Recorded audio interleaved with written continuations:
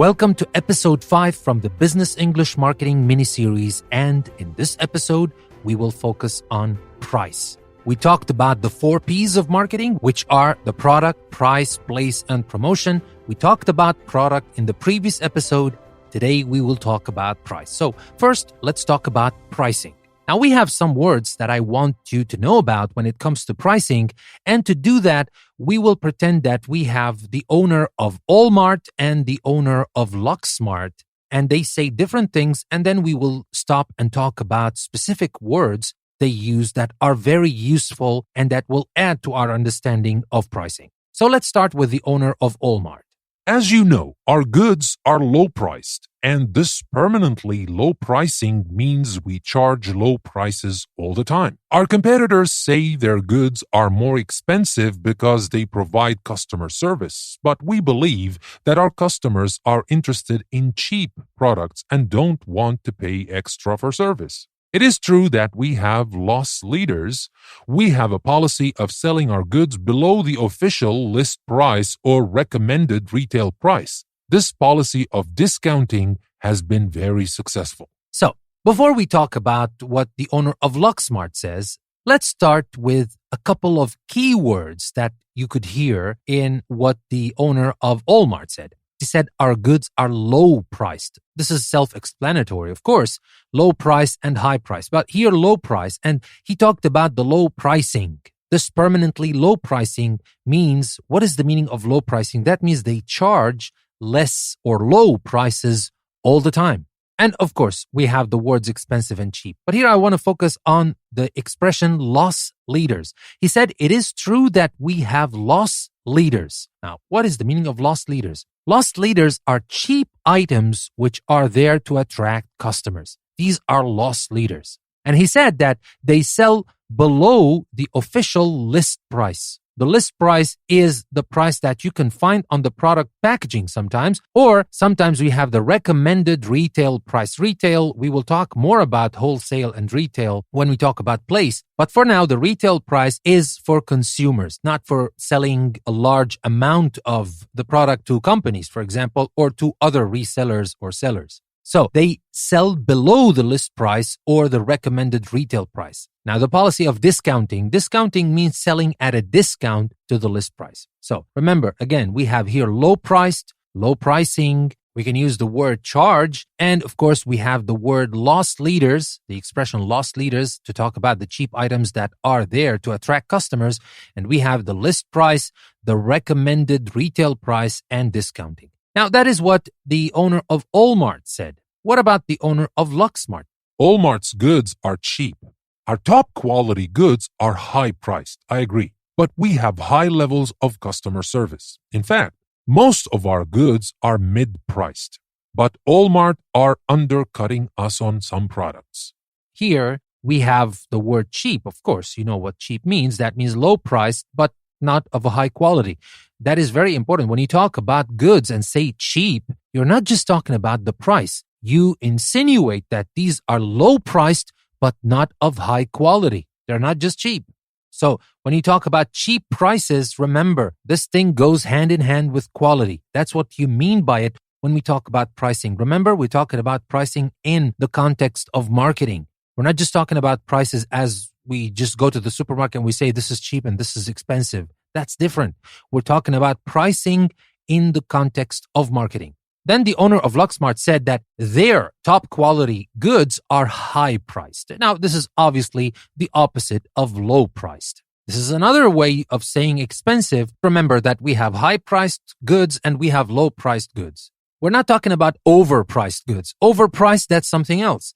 Overpriced, that means a lot more expensive than they should. That is overpriced. That is another thing that you can add to the words you're learning about pricing. But here I'm also interested in what he said about mid-priced. Now, we have low-priced, we have high-priced, we have mid-priced. And obviously mid-priced means not cheap and not expensive. So it's not always either low-priced or high-priced. We have low-priced goods, we have high-priced goods, and we have something in the middle. These are mid-priced goods. And he also used a very interesting verb.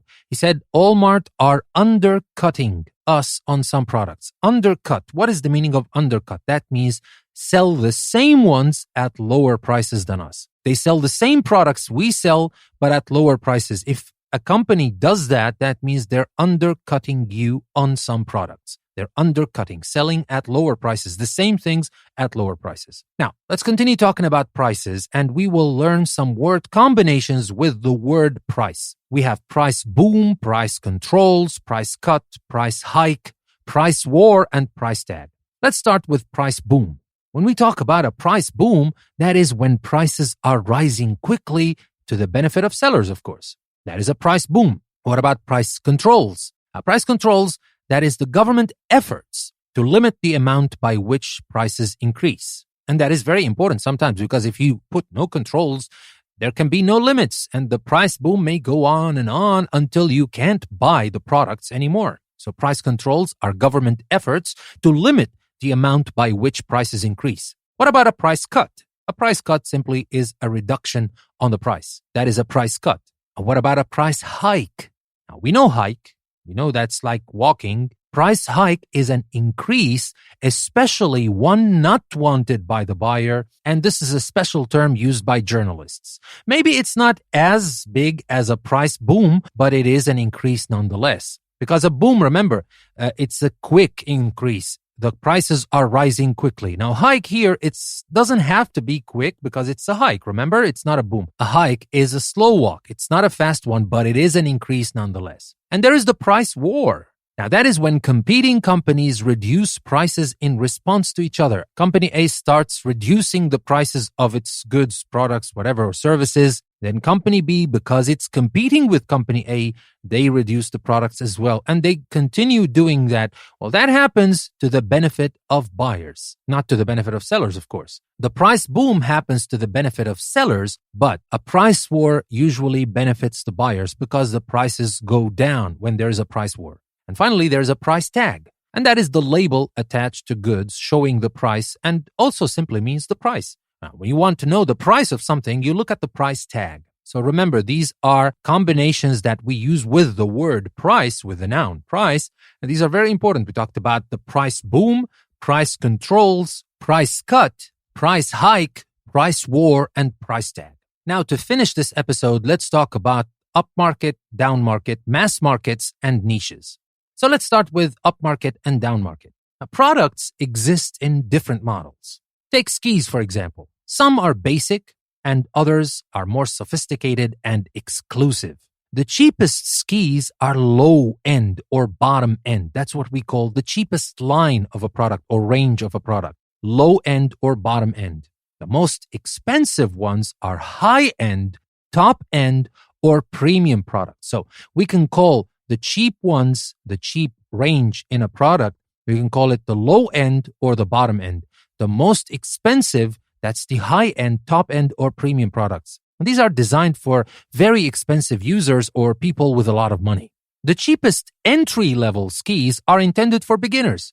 We call them entry-level. These are people who've never used or who've never bought skis before. And here, remember, we're talking about skis as just an example. It applies to any other product you can think of. So we have the cheapest entry-level skis. These are intended for beginners who have never bought skis before. And those in between are called mid-range. So we have low-end, we have high-end or premium, and we have mid-range. We also have entry-level. That is what you need to begin with. If you just want to learn how to ski, you wouldn't want to go and buy premium unless you're very rich and you don't care about money. But usually, just because you're trying it out or you're just learning, you would want to buy some entry-level skis. And if you find that you like it and you want to buy something a little bit more expensive, but not premium products yet, not high-end, not top-end yet, you can go to mid-range products. Those are in between. We call them mid-range. Now, as you grow more experienced and maybe because you just love skiing, you don't have to be a professional skier. You just need to love it and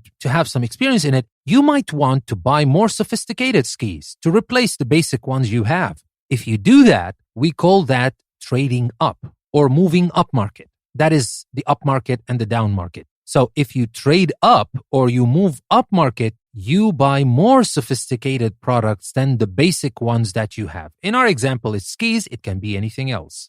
Now, if you buy cheaper skis after buying more expensive ones, might seem a little bit strange, but it happens. it's the opposite. That means you trade down or you move down market.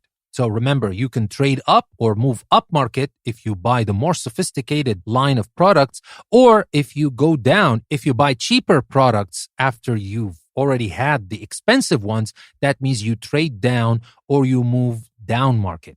But down market is a very special word. If you say that something is down market, if you describe it as down market, not move down market or trade down, if you say that something is down market, that often shows disapproval. You're criticizing this thing. For example, if a publisher takes a newspaper down market, that's a totally different thing. That's not just buying something cheaper. That is making something cheaper. In our example here, if a publisher takes a newspaper down market, they make it more popular but less cultural. So that is in an attempt maybe to increase the number of readers. Now, of course, here it depends on your point of view. Some people might see that as the correct move because you're simply selling more, and some people might see that as a bad move because you're making your newspaper less cultural but more popular. Well, it's up to you to think whether this is a good thing or a bad thing. But if something like this happens, we can say that somebody takes a newspaper down market or takes the company down market. Maybe you're selling some high-end products, and then a manager comes along and he makes some decisions to change the high-end products or to replace the high-end products with some low-end products. So if that happens, that means this manager takes the company down market. Now, again, whether this is something to criticize or not, whether to say it's good or not, it's up to you. But the word down market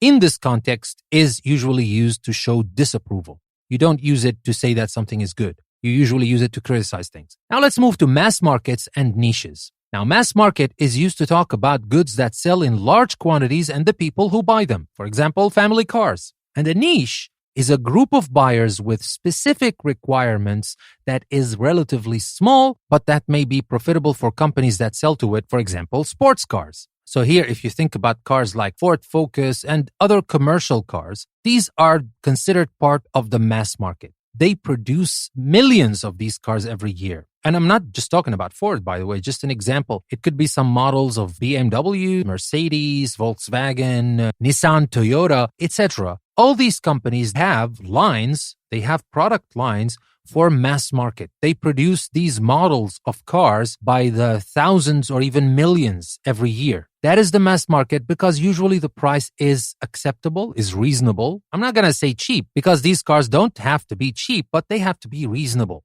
And that is why you make a lot of them, because you can sell a lot of them. But if you talk about a niche, that is a group of buyers with specific requirements. Think of Lamborghini, think of Ferrari, think of Koenigsegg, think of all these fancy cars. You don't find a lot of these cars because not everybody can buy these cars at the price tag they're at. They're very expensive, but that's a niche market. It's not for everybody. Now, some companies, talking about cars, some car companies, they have both. They have models for the mass market and models for niche markets. For example, Mercedes. Mercedes has a lot of models for the mass market, but they have the Maybach, for example, that's not for everybody. A car that costs $600,000 or even more, depends on the model, that's not for everybody. That's a niche market. So that is the difference between mass market and niche market. So remember, upmarket, downmarket, mass markets, and niche markets. And by the way, niche, I know some of you will say that we've heard this word before. It's called niche and not niche. Well, actually, it is pronounced both ways. Niche is good, niche is okay. Just choose the one you like the best and stick to it. So with that being said, that'll be everything for this episode. We talked about pricing. We talked about different word combinations with the noun price. And we talked about upmarket, downmarket, mass market, and niche market or niche market. So remember, if you want to practice what you're learning here, there is the booklet that I have provided with the mini-series, both on our website, EnglishPlusPodcast.com, and on our Patreon page. So if you want to practice what you're learning, go to this PDF downloadable booklet and practice the part that has to do with the price with episode 5. This is your host, Danny. Thank you very much for listening to another episode from our mini-series about business English marketing. We're still going to talk about place, promotion, and e-commerce. So please complete the series, because by completing the series, you will have a very good idea about what marketing is and, more importantly, the language you need to talk about marketing in a business English context. This is your host, Danny. Thank you again for listening to this episode. I'll see you in the next episode.